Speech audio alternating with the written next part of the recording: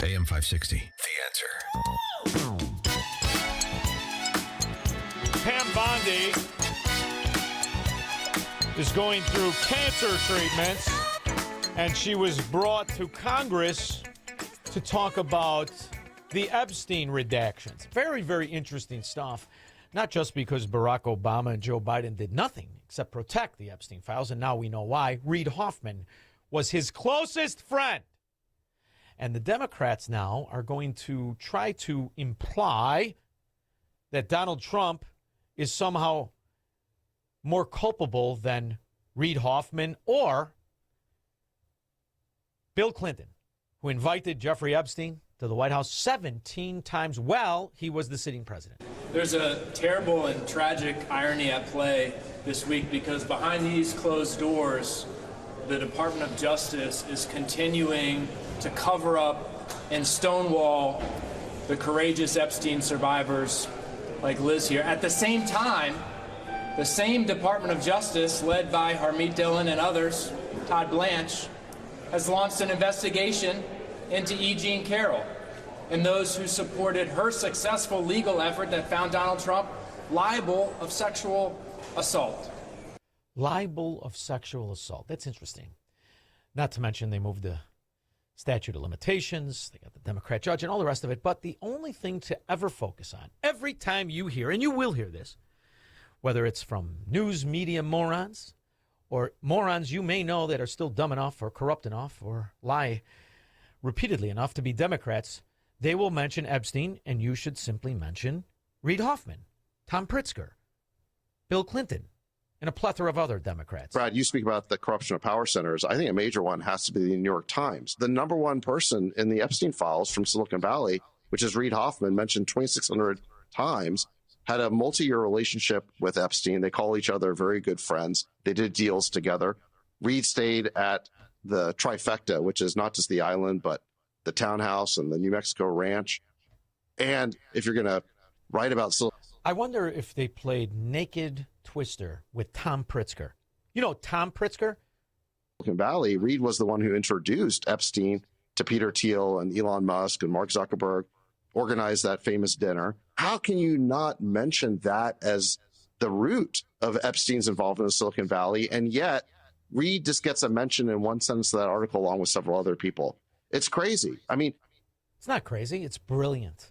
It's brilliant. And the E. Jean Carroll, also known as SVU, Law and Order, Season 13, Episode 11, that's beautiful too, up until now. Because now it isn't just Business Insider, the defense attorney for Trump. It's everybody that knows the schizophrenic whore was lying. All right, now to this. The Justice Department is investigating the nonprofit which funded a portion of E. Jean Carroll's civil lawsuits against President Trump. The organization, American Future Republic, is run by billionaire Reid Hoffman. And sources tell CBS News prosecutors are looking into potential crimes, including money laundering, conspiracy, and obstruction. Hoffman could not be reached for comment. CBS News legal reporter Katrina Kaufman joins me on set for more on this case. Katrina, I remember we both covered the civil lawsuits extensively, so this may come to some people as a bit of a surprise. But what is the update on what is being investigated now? Errol, you're right. Yeah, we sat in that courtroom with E. Jean Carroll. But what's coming out now is that it is being looked into Reid Hoffman's organization. He is a billionaire. He's one of the co-founders of LinkedIn. And he gave some money to support E. Jean Carroll's lawsuits. So, by the way, Squirrel, LinkedIn sucks. And you know what else I am enjoying? That Trump's picture that will be on the $250 bill, it's the same picture that was used to book him. For America's 250th birthday, we could soon see a new $250 bill with President Trump's face on it. The Bureau of Engraving and Printing is making plans to print the new commemorative notes, but only if certain things come together. Legislation would need to be passed, but so far Congress hasn't taken any action on it. Also, putting an image of a living person on U.S. currency is not authorized by U.S. statute. Oh, don't worry. It'll happen, and use the photo that is the greatest representation of a corrupt government, lawfare, weaponization, and collusion between presidents and bureaucracies inside the government to railroad somebody who would have the audacity to change the trajectory, which is why Ron DeSantis better look out. mean, after all, it's kind of different for a politician to say, you bought the real estate, you shouldn't pay taxes on it. If you advocate for the property rights of citizens, you are an enemy of this state. Home for 20 years, and I want the American dream available for people of all walks of life, but particularly our young people who are starting families. You're going to be able to buy a tax, that's going to be one, or buy a house and have that tax relieved from you. That is going to be a huge, huge boon. But what I've also said, Sean, people say, oh, you're not going to have any police, schools, all this other stuff. Well, when we had $32 billion coming in 2019, we had all that. Now there's $60 billion. So you see, Squirrel, we, the non-Democrat, manage everything better. Everything. The Democrat, on the other hand, what they do, at least it's consistent. They use excuses to steal money.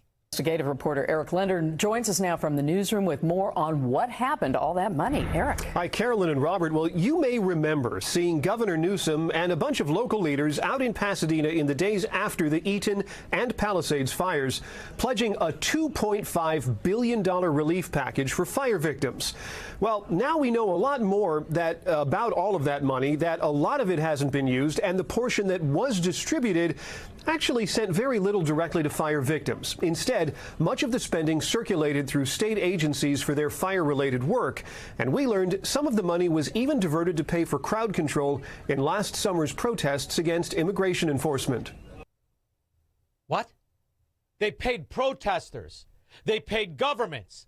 And what they didn't do is pay the very people who had their home burned down because of government incompetence. And you're going to hear about redacted files from Epstein.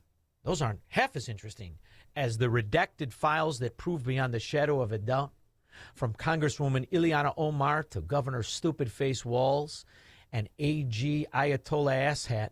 They knew the money was being stolen in Minnesota. Tonight, we're asking what the fraud. There are calls for more transparency as the state works to address fraud in Medicaid programs.